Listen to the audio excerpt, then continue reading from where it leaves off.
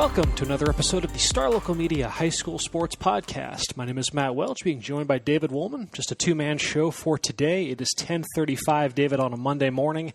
The first round of the high school football playoffs for at least classes 5A and 6A are in the books. So let's talk about it, man. I always love, especially the start of the postseason, because we've been watching these teams compete against the same level of competition in their respective districts for so many weeks now, and we've discussed these teams in a certain way within the framework of how that applies to that district. So once you get to that first round of the playoffs, the by-district round, it's really the first time since back in September during the non-district portion of the schedule in which you're seeing these teams dip outside their comfort zone a bit. So it is always fascinating to see just kind of what you learn from that first round as far as maybe the strength of one district versus another, and just the things that kind of surface in the playoffs now under a completely different pretense, under the win or go home setting that you don't otherwise get in the regular season. And obviously, no doubt, there were some plenty of fascinating takeaways from the first round. So let's just kind of go around the horn and just discuss what happened. Sure. I mean, we had games Thursday, Friday, Saturday. Teams, in 6A D1, D2, 5A D1, and D2. Just so a lot to get to. So let's start though. Let's actually kind of work in reverse. Let's start on Saturday and talk about, I guess, your game right out of the chute. What sounded like it was at least for a while there, you almost had some nice little theater between Coppell and Denton Guyer. Ultimately, though, this is one that the Wildcats win, kind of going away 52-24. But it wasn't without a pretty spirited effort there by Coppell. So I mean, you were out there at C.H. Collins Stadium on Saturday afternoon. So what were your takeaways from this one? What did you learn in this by-district matchup? Well, first of all, even in loss, you got to say that Coppell's got a lot of heart. For sure. I mean, you're down 24-3. I was even telling the Tom Dewar, who does the play-by-play for Coppell Radio at halftime, they actually did a phone interview with me at halftime. Okay. And I told him, the first thing I told him, I'm like, hey, I was just, if you asked me 30 minutes ago, I was going to about write my story, for this game, just to say how good Denton Guyer was. But all of a sudden, here comes Coppell.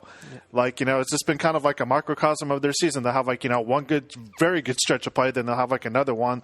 Everything's cut, the timing's off, and just not good complimentary football. But I mean, just the way that they came back was just inspiring. The way that they got down is the Guyer's running game. For sure. I mean, we knew coming into this game, Eli Stowers was going to be somewhat of a factor, but he wasn't as much of a factor as their two running backs, Byron Phillips and Tyan Allridge. Okay.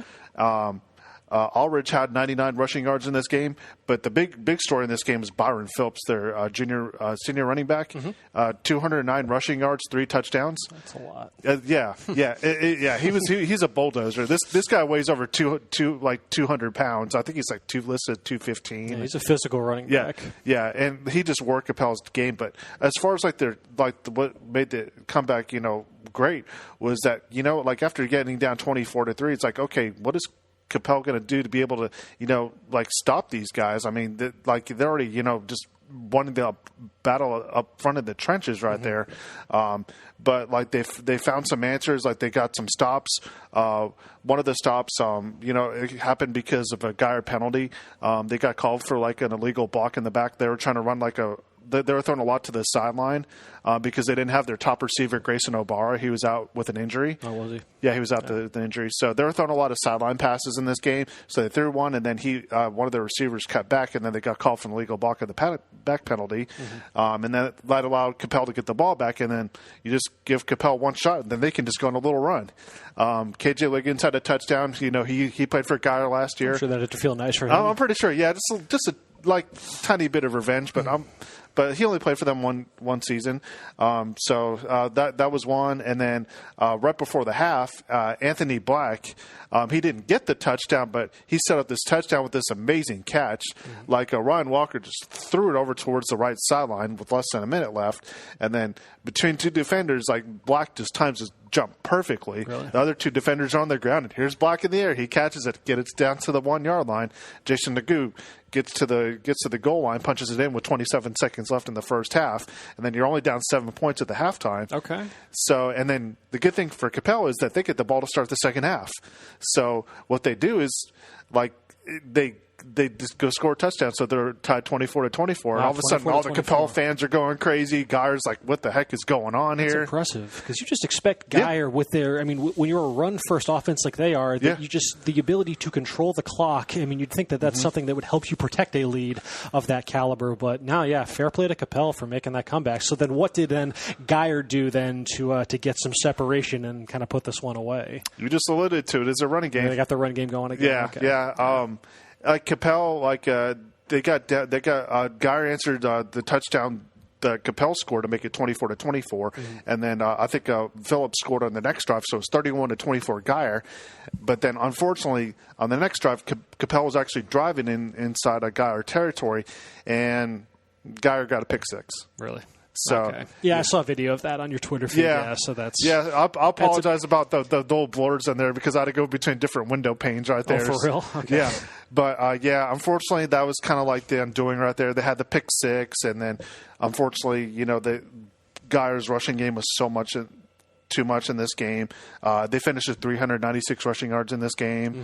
In one drive, I think it was late in the third quarter, early in the fourth quarter, they went 98 yards, 17 plays. Guess how many passes they made? Zero. They did with all running plays. Wow.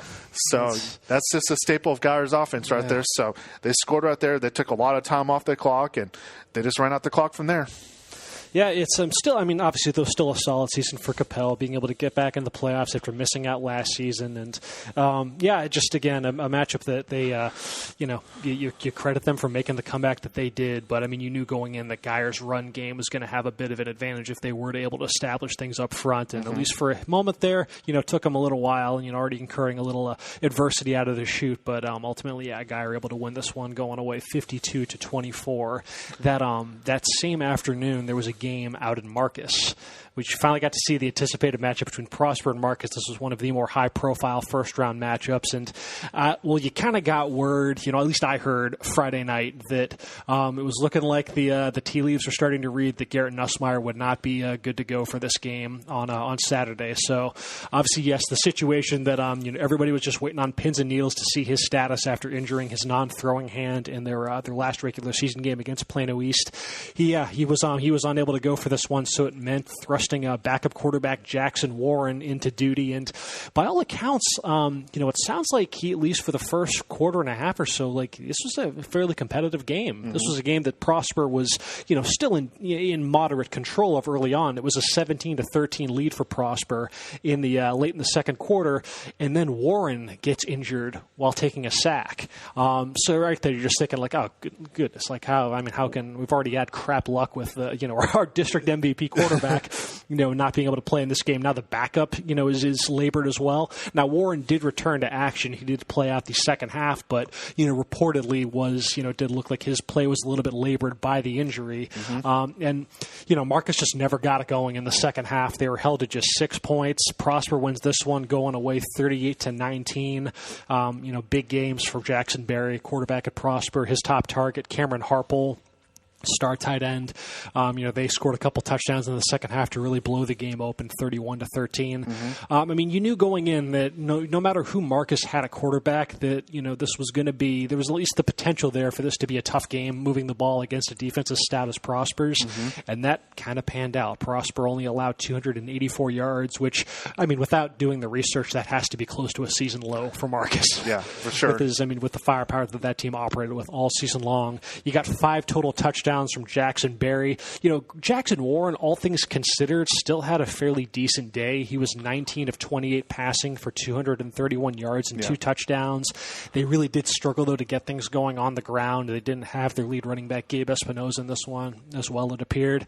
It's just, Unfortunate for Marcus, man. Yeah, man. This is why, unfortunately, sports, they can kind of suck sometimes because, this Marcus team, we covered them as part of District 6A. We saw them all season long, and just how, this team was such in a tier of its own in that district. I believe Coppell was the team that played them closest, and that was a 14-point game. So they won every game in the district by at least 14 points.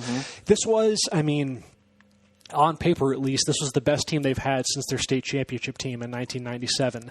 And it's just, it stinks that, for just, a freak injury, to their star quarterback that, and again, that's not to say that this is the only reason why Prosper won, because there is no accounting for how Nussmeier would have played. Yep. For all we know, that Prosper defense makes his life complete hell in that game. And, Prosper still ends up winning that thing. It just sucks that we don't get to know the finality of what this season would have been for Marcus at full strength. I would just say that, we don't know, because the schedule was set up for them to go pretty far in the playoffs. Yeah, as we outlined last week when just looking over the bracket, there is a pathway for whoever won this game. If you can get by, now Prosper has a pretty solid Arlington Bowie team coming up, but there's a pathway there to where you can make a nice little 3-4 round run, it appears. Yeah, because it looks like you could, if you would have won this game and get on a little bit of run, the biggest challenge would have been in the fourth round against Denton Guyer. For sure. But, for how tough it is to see Marcus's season come to an end, you got to give credit for the way Jackson Warren just came in, especially in that, given those circumstances right there. And not only the way he came in, just to show his toughness to come in after he got injured. And you know how big some of those guys are on Prosper's defense. Absolutely. So, for me, I'd be gone for, that'd be career ending for me, just to know how frail I am. So, but, he's give him credit for being tough like that, for hanging in there and saying, I'm going to put my my team over my injury right here. So, we're going to say a lot of good things about this Marcus team. You don't want to say the what ifs, but if you look at the overall scope of this season, they did so many good things. For sure, absolutely. It's up there with the best seasons that the program has ever had. The talent that they had on offense, just the level that group was operating at when everything was clicking. When you get Nussmeier flushed out of the pocket, you got his receivers just finding ways to just make something out of nothing, and boom, 50-yard touchdown pass like it's nothing. This team was just in their defense so deep, so talented. This was such a good team, and like I said, it's a shame that you lost one of the few guys just that you could ill afford, and ultimately you didn't get to really kind of end the season the way that you had hoped with as promising a year as it was setting up to be. It's tough luck for Marcus that things had to end this way, but Prosper now has a big opportunity in front of itself. After the run that they made last year, we'll see if they can make some magic work again. This is a Prosper team that's been battle tested, and the last second loss to Allen, who went on to win district, is one of the top teams in the state, and then Denton Guyer, who they got a chance to maybe face in the fourth, facing the fourth round again. And that would be great if we get to see them run it back, especially with as good as that game was. Prosper certainly feeling like that's a game they should have won. If we get that, if that's winds up being the regional final, and obviously these teams still have to win a few games. Yeah, we can't get ahead just opponents. Too far yet. But now that would be great if that does materialize with as good as that first meeting was. Look at kind of where things are at least for the schools that we had competing. This was over in the 6A Division II bracket. Over in 6A Division I, we can talk a little bit about. My big takeaway from this on Friday was Lewisville's offense is just, what more can you say? How much more praise can we heap on this group as they just continue to just, whatever version I saw at Clark Stadium against Plano West, that is just, at least for the time being, it is dead and buried, because they have turned the corner and they have not looked back with some of the numbers that they've put up ever since. They double up McKinney Boyd 48-24. That is the most points allowed by Boyd all season. That's more than Allen scored on Boyd. That's more than Guyer scored on Boyd. That's more than Rockwall Heath scored on Boyd. It just speaks to the level that Lewisville is executing at right now. No question. 557 total yards, and it was a constant barrage. Like in the game against Allen ended up winning that game 42-9, but they scored 21 of their points in the fourth quarter. So they, battled some malaise, those first few quarters after their little COVID hiatus. With Lewisville, it was 14 in the first quarter, 13 in the second, 14 in the third. It was just a barrage. They never slowed down. It was just big plays left and right. I don't even bat an eye when Davian Martinez goes over 200 yards anymore. That's expected. I know. I need to see. I should have already had the number in front of me how many times he's done that this season, but he has 293 and 5 touchdowns. Hands down the most success that any individual player's had versus Boyd's defense this season. There's games where Boyd has given up less than 293 yards to an entire team, and Davian Martinez eclipsed that in one ball game. Taylon Green was efficient. He averaged 25 yards per completion. He was 8 of 14 for 201 yards. Again, great season by McKinney Boyd to be able to overcome the start that they did, battle through the injuries that they did, and still find a way to get into the playoffs after having missed out, basically since 2014 was their last time they were in the postseason. Mm-hmm. This Lewisville team is in a groove right now, and like I said, that version that got shut down by Plano West is in the rearview mirror for sure. And, you now have a matchup coming up later this week, which we'll obviously talk about later on when we're previewing some of the second round matchups in Thursday's podcast. Them and Arlington Martin is going to be a fun football game on Thursday. A fun football game. That Arlington Martin team has got just their playoff pedigree is well documented. They have one of the a coach in Bob Wager who will throw the kitchen sink when he has to, and that is a team that plays fearless in the postseason. And whatever the hypothetical betting line is as far as the over under, bet the over for Lewisville Martin. Man, that's going to be a fun football game. That was obviously a very big takeaway. Then you had this game with Sachse and Skyline over in Region 2, which, listening to Devin Hassan and his astute breakdown of this game, and Sachse just in general right now, and a team that has shown so much potential. They show these flashes where they look great and everything is clicking and the offense just can't be slowed. Alex Orjai, the quarterback, is just unstoppable. The numbers bear out. He's been great this season, but it's just been consistency that has eluded this team, especially over the second half of the season. And you kind of had a bit of a microcosm surface in this first round loss to Skyline. This was a 21-14 victory for the Skyline Raiders in a game that Sachse led after one quarter, 14-0. And they're going to keep the foot on the gas, but.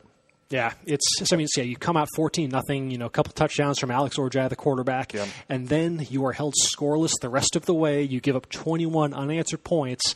You look at the way it materialized in the second and third quarters combined, 2 turnovers on downs. They missed a field goal, a slew of punts mixed in, and then Skyline, they score 21 unanswered, and I showed you the video of the highlight, but if you haven't, go to Twitter, seek out the touchdown that Skyline wide receiver Quaydarius Davis, a USC commit. I was about to say UFC.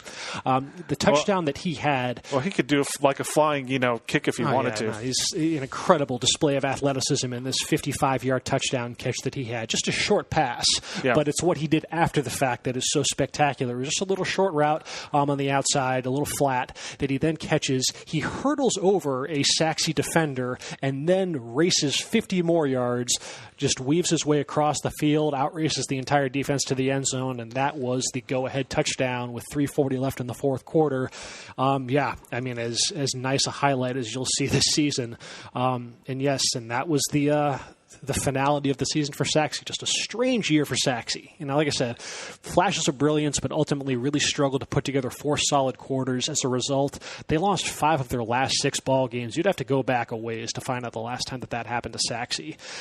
They finished the year just 3-6 overall. And as we were talking about beforehand, David, apparently we might be to blame for this because they just weren't voted Game of the Week enough. What was their record? Sachse was voted by the readers as Game of the Week twice this season. One for the game against Garland and their game against South Garland. They won both those games and won those games fairly convincingly. Mm-hmm. In the other 7 football games they played this season, just 1-6. Now they were, to be fair, they were on the ballot for this past week. So who knows if the stars had aligned and they had been voted Game of the Week? Maybe that is just the intangible, the spotlight that they would have needed to persevere and score something over those last 3 quarters. But just a an odd year for Sachse, all things considered. Certainly one that's, kind of fell short from the mark that program has established for itself in recent years. So they go one and done, 21-14, lost to Skyline. My game, the game that I was at on Friday, I saw Plano West have its season. Its momentous return to the postseason come up short in a 34-13 loss to Allen. It's honestly for the first quarter and a half. Like this was a 6-6 ball game heading into the final few minutes of the first half. Plano West did a really good job of imposing its tempo. You knew what they were going to do going in. They weren't going to throw the ball unless they absolutely had to. They were going to do everything that they could to establish that run and just bleed clock. And you saw their first drive, even though they ultimately had to settle for a field goal, they were able to bleed 7 minutes off the clock. And right there, 3-0 lead on Allen. They actually held Allen actually Allen scored a touchdown, and then Allen, for whatever reason, tried to go for 2 right out of the chute, and that fell short. So, but with Plano West, you saw that they had a lot of success moving the chains. They were able to stay out of the third mediums, the third and longs that a run-centric offense wants to theoretically avoid. But again, like Allen's defense, a bit of a bend, don't break sort of thing, again, only giving up, 2 field goals on 2 drives by Plano West that I believe, again, that second drive, shedded 5-6 minutes off the clock. So they had 2 drives right there that, about 12 minutes of game clock they were able to run off. So in theory, like it all worked, as far as being able to limit Allen's, snaps on offense, but just your margin for error is so slim. And all it took was, a bust on defense. In this case, late in the second quarter, it was they just forgot to track the H-back with Allen. They were out of position with their alignment. It led to Carson McKay getting wide open down the middle of the field, and then General Booty just put it on him. There wasn't a defender within 15 yards of him, and he just strolls into the end zone for a 54-yard touchdown. Allen goes up 13-6, and then on the following drive, a nice pass rush up front from Diego Avila, just a sophomore for Allen. That leads to a Cason Smith interception, and then Allen scores moments later on a touchdown pass from General Booty to Bryson Green, and it's 20-6 at the half, and even then, you kind of felt like that window of opportunity for Plano West might be shutting, just given the way that the first half had materialized. Tabor Yates, who was so instrumental to the start of the game, he injures his ankle in the first half, and that's just kind of the year in a nutshell for him. Unfortunately, he just had a really, really tough time staving off that injury bug, and Plano West just couldn't really ever get momentum back in the second half. Those third and mediums, third and longs that they were able to avoid, they ended up having to face a few of those and could not pick anything up. So it was, ultimately one, though, that Allen's able to win, kind of going away 34-13. Still a great season for West, kind of like McKinney Boyd in that sense, a team that snapped a long playoff drought. We've talked at length about what they've been up against over the years, so just nice to see the arrow pointing back up for that program. With Allen, they've got a fun one coming up on Friday. This is one that's certainly, turned a few heads with what South Grand Prairie did in really kind of handling an undefeated Lake Highlands team, a Lake Highlands team that had put up numbers, offensively at least, that were on par with what Allen's done this season with their quarterback running back combo of Mitch Colson and Noel Whitehead, and they were kind of handled 38-14 against a South Grand Prairie team. Lots of speed on that Warrior defense, so that should make for a pretty fun, some fun matchups with Allen's of skill position threats. That game is going to be Friday out at Globe Life Park. So let's see then. Let's talk. All right, let's talk a little bit of 5A. Let's see. As far as this one goes, you look at. I'm just looking through some of the scores, and there were. Not a whole lot in terms of competitive games. No. Frisco Independence 58-10 over Woodrow Wilson. Frisco Lone Star 61-15 over W.T. White.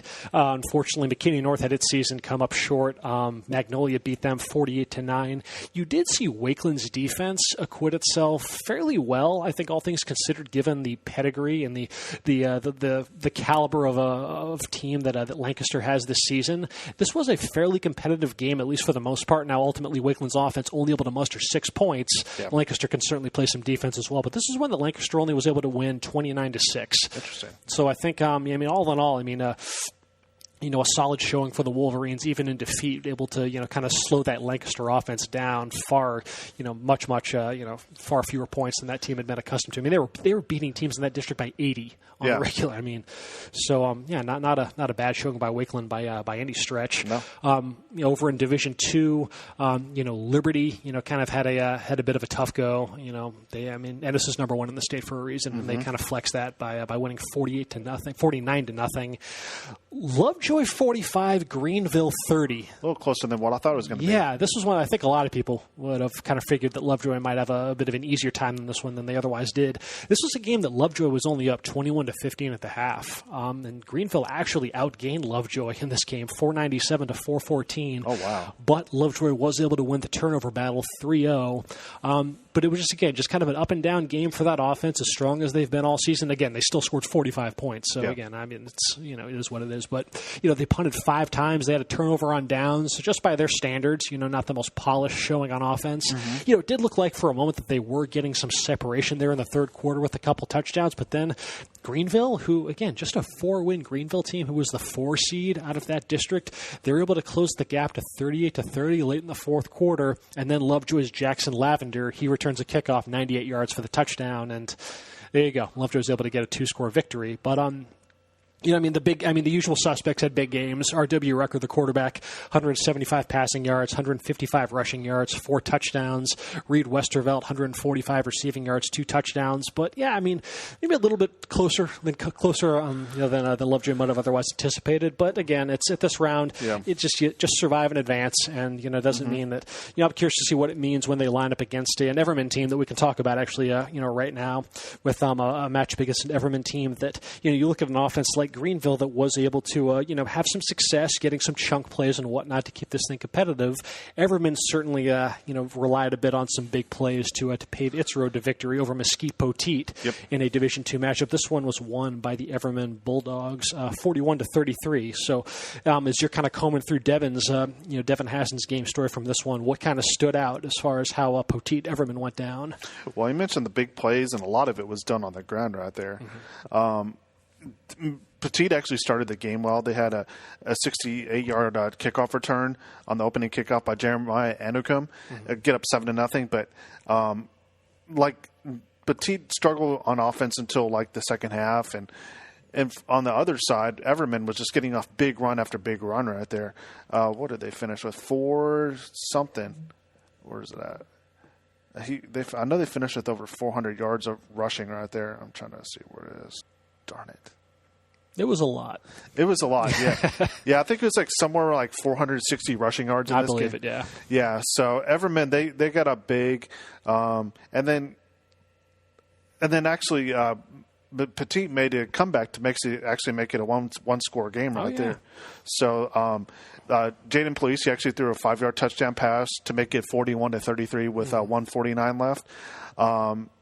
And then even before that, they had some some big plays right there. Police had another fourth down conversion on a previous drive to set up a scoring drive for Xavier Jeans right there to make it 34-26. So it just seems like even late, their offense came alive, but Everman always had an answer for them.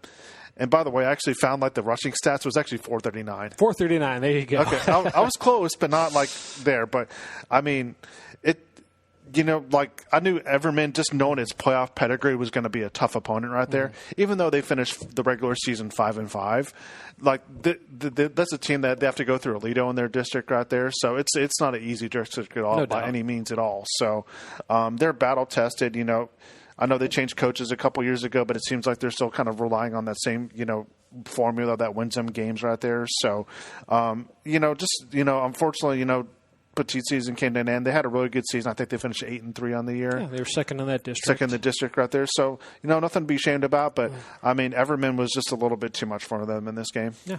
Like I said, Frisco ISD on the whole looks like, 1-0, 2-0, 2-1, 3-1 for Frisco ISD. 3-2, I should say. 3-2 for Frisco ISD. Frisco High, which was state ranked for most of the season. Actually, I think they still might be and whatnot, even if that loss to Lovejoy. They took care of business against Roy City 52-9. Yeah. As, mean, you talk about Everman's run game doing damage. Frisco had, over 275 rushing yards against Royce City. Kari Green, quarterback, 9 carries, 102 yards and a touchdown. Sion Usma Harper, who's one of the litany of running backs. It doesn't matter who you plug in at the lead running back position for Frisco, man. They just continue to produce. He had 60 yards and 3 touchdowns.